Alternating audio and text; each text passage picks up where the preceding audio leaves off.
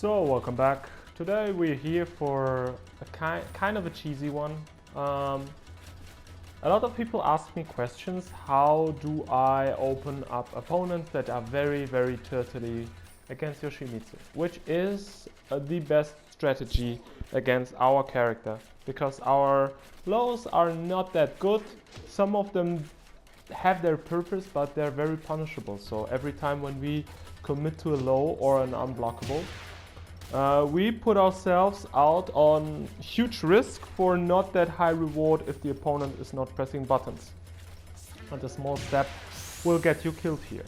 So I want to show you one thing that is a little bit overlooked with the character and should be more exploited, even though the payoff is not going to be immediately for you. So Yoshimitsu unfortunately doesn't have a good throw game, which means he does have a 1+2 throw with the rainbow drop with an 11 frame startup, which is very decent and actually decent damage. But the problem is this is a 1+2 break and the other breaks are all a 1 break. And this throw also is a 1+2 break, unfortunately. So his mix-up tools are very limited. Depending regarding throws.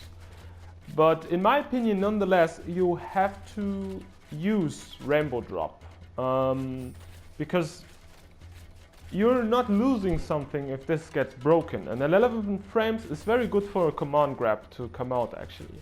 And the way you should think of this move is to check the opponent when he's under pressure, if he still is ready, because a lot of people are not training throw break anymore because it's so easy, and actually most people just press 1+2 online. So the normal throws get a little bit better here, and the Aoki of Yoshimitsu's throws is actually not that bad on the 1+3 throw, for instance, if you can do the CD1 and on his rainbow drop as well. It is actually decent. So I want to show you some situations where you can set up throws like when you have plus frames, or situations where I like to use a throw. And then I will show you actually situations where I use throws to counter hit people, and especially the rainbow drop, which is, in my opinion, more to see as a high counter hit tool, which comes out at 11 frames. If you see it like this, you will score way more counter hits. So the first one is a very obvious one. It's up for 3+4 into back 1, which is +1 on block, -1, but I think if they block it shallow, it actually used to be 0, right? Yeah, 0. And the throw is 11 frames, so you can only get jab out of it. It gets better if you condition them with flash after this string.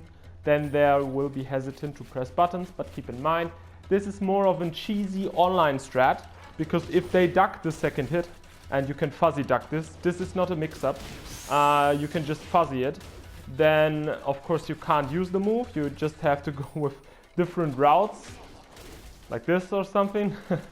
But if they don't, which I only see like 2 to 3 people do this online, then you just can do this over and over again because the string itself becomes way more viable. And if they break the throw, nothing happened. You didn't eat a lot of damage. The next one is also very obvious. It's 2-1 cancel. On block, this is kind of risky because on block you're heavily minus transitioning. But on hit, it is actually not that bad if you hit the 2 to go for a throw. And because it's a mid that comes afterwards and grants a good knockdown, this is actually a decent option. I, in general, used 2-1 cancel a lot, but keep in mind, if the opponent blocks this and you always, at the first big try, go for a throw, then it's very obvious. So you have to mix them up. You have to activate this mind game with baiting people and with creating damage from this. With sidestep 1, for instance, or flash if they immediately press buttons, or for letting the string rip before you have the mental frame advantage to apply pressure and use throws. The next one is my favorite one, which is forward 1+2 into rainbow drop. Of course, on hit, it's not worth it, but on block, forward 1+2 creates a distance where if they go in and, for instance, try to down for 1U or down for 2U or jab you, you will always score kind of a counter hit. And even if I try for Bukini here, I'm gonna get counter hitted by the throw animation. And in this situation, this throw is very hard to break. And it's a very uncommon strategy. And you can, a lot of people like I do, for instance, do this 2 times and see what the opponent is doing. Because you can also do CD2, for instance, for counter hit fish. Or other options, of course. I advise you to just step and see what the opponent is doing. But after a while, after you got in their head with the move, after you conditioned them, that you're kind of playing defensive after the move is blocked, you can start mixing up this kind of tools and the move becomes way stronger. Because in this situation, as I said, if they dash up and want to pressure you, they're not going to be ready for the throw break. And if they inputted an attack, they're going to get thrown nonetheless if it's a counter hit. Next one is down back 1. Down back 1 is a very, very iffy one for me. Because on hit it's 0, but the important thing is on block, this is actually pretty heavily minus if they block this, as you can see. But for some reason they decided that even if you input nothing, this looks like a cancel. It really looks like he's using the second move, and the second move is safe. So most people will expect you to finish the string or fish for a counter hit, since this now connects with flash. And people are not ready for you to flash afterwards. But keep in mind, this needs heavy conditioning. I'm sorry that I repeat myself, but this is -16 if they block this. And at -16, if the opponent just does down for 2, you're gonna eat it. So you have to finish the string first. You have to make this mind game work in your favor. And you will see this with a lot of tools for Yoshimitsu. If you want to hit someone with an unblockable that is a decent opponent, you have to make them afraid. You have to use a lot of sidestep 4, a lot of up 4 to make them still, to make them hesitant, to make them backdash instead of sidestep. And then you can start applying this very, very strange gimmicks that he has. Yeah, I will cover that in another video. The last one that I commonly use is the Dragonfly throw. This only works on hits, and at the wall this is actually pretty cheap because the throw is unbreakable.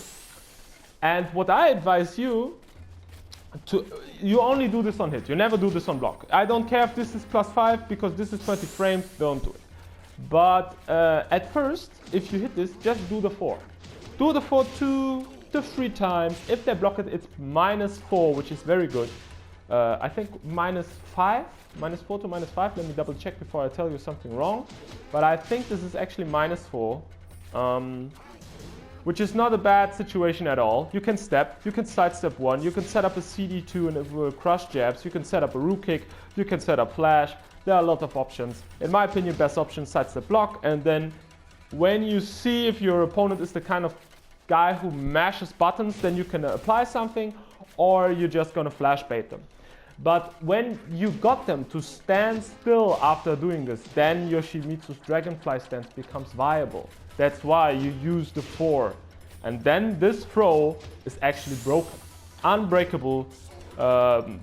Decent Oki because the get-up kicks are very, very slow afterwards because they're in head towards, feet away on their stomach. And I actually use this as a round ender. I just do this a lot of the times and go for the throw. Sorry. Sorry again. This one. And sometimes I just run up to this because I want to cover the throw. This throw is for me a very good round, and the end on Forgotten Realm, it even floor breaks. So that's the setups that I had on the top of my mind. There are way more. Of course, if they block a running 3, if you hit it down to 2, they cannot sidestep your throw attempt. But that's not how I think of Rainbow Drop. Rainbow Drop has a quick enough startup that you can bait people if they run in and try to mash buttons. Sometimes if they block something that is has heavily pushback from Yoshimitsu, sometimes if you try to mix them up with this, you can create very good OTP situations for the grab. But all the setups I showed you need conditioning and need you to get in the head of the opponent. So please try to keep this in mind as a higher counter tool, and please keep in mind that not immediately start using this because you're gonna get killed for it. Use the fucking string, it's safe. And then you can use the cancel on block. Please, man. And I have one last thing that I want to show. It's super shitty actually, but it hella works, man. Is this on block into rainbow drop. At the wall, I use a lot of down back free. So, and this is actually like -6, I think, or -8 even. Oh my god, I'm such a scrub. But at max range, I don't know why, but when I do this at the wall, it actually hella works. I won't advise you to do it, but you can sometimes squeeze it in, I think. So yeah, that's about my suggestions on how to use his throw game. I know Yoshimitsu doesn't have throws like Horang or King, but you still have to use them.